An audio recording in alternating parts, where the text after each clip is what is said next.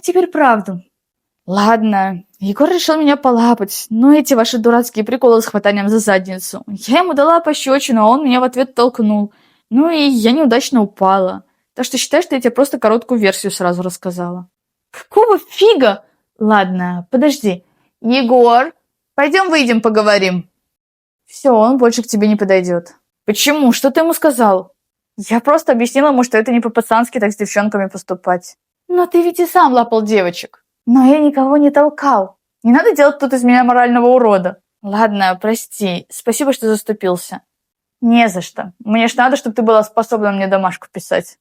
Ну, конечно. А я подумала уж тут. Гнидов, я смотрю, ты за ум взялся. Ну-ка, давай к доске проверим. Блин, попадос. Так, Гнидов, я приятно удивлена. Давай-ка тебе еще короткий блиц. Просто отвечай да или нет. Да.